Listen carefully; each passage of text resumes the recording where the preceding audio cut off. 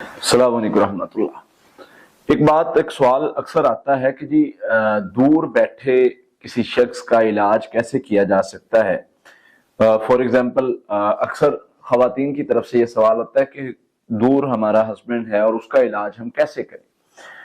سب سے پہلے تو یاد رکھیے کہ کوئی بھی ہے، ہسبینڈ وائف کا اگر معاملہ ہے، ہسبینڈ دور بیٹھی وائف کا علاج کرنا چاہتا ہے اور وائف دور بیٹھے ہسبینڈ کا علاج کرنا چاہتی ہے، سب سے پہلے تو یہ دیکھیں کیا ان پر جادو ہے۔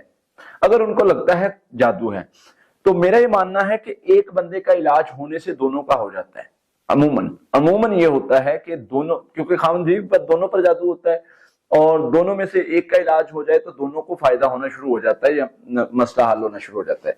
دوسری چیز یہ ہے کہ دونوں کا مطلب اگر ایک پر جادو ہے، ہسبینڈ پر جادو ہے، وائف پر کچھ نہیں ہے، اب وائف چاہ رہی ہے کہ ہسبینڈ کا علاج کرے تو وہ ہسبینڈ اس چیز کو مطلب ڈینائی کر رہا ہے یا نہیں مان رہا ہے یا کچھ بھی اس طرح سے، تو اس کے لیے کچھ پڑھائی ہے جو میں آپ کے سامنے رکھوں گا۔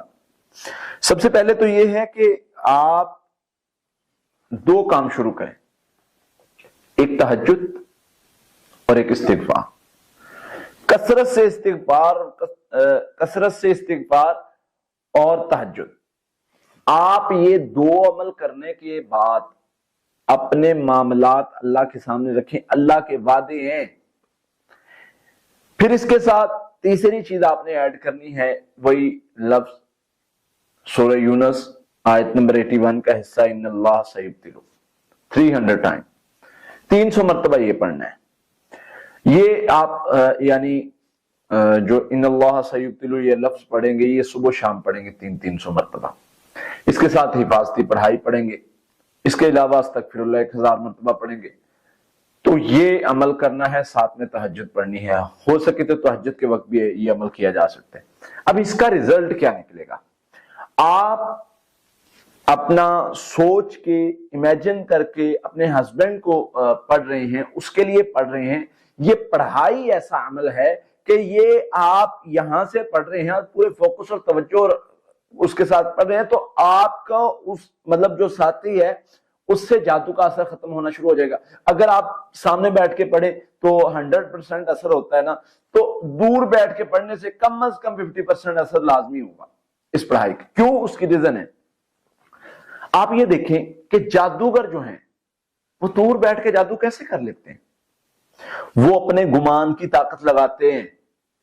آپ کو اپنے گمان کی طاقت لگانی ہے، فوکس کے ساتھ، توجہ کے ساتھ۔ اللہ کو بھی یہی مقصود ہے نا، اللہ بھی تو یہی چاہتے ہیں۔ اللہ فرماتے ہیں کہ توجہ کے ساتھ، محبت کے ساتھ جو ہے وہ جو بندہ پڑھتا ہے، جو اخلاص کے ساتھ پڑھتا ہے، گڑ گڑا کے پڑھتا ہے، تو اس کا رزلٹ ہی کچھ اور نکلتا ہے۔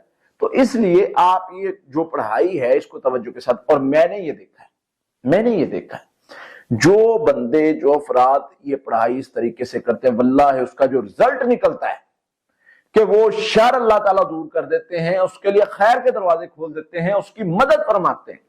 تو یہ عمل آپ شروع کریں انشاءاللہ، اور پھر دیکھیں کہ اللہ کی طرف سے خیر کیسے آتی ہے، بھلائی کیسے آتی ہے، مدد کیسے آتی ہے، اور اللہ تعالیٰ شر کو دور کیسے کرتے ہیں۔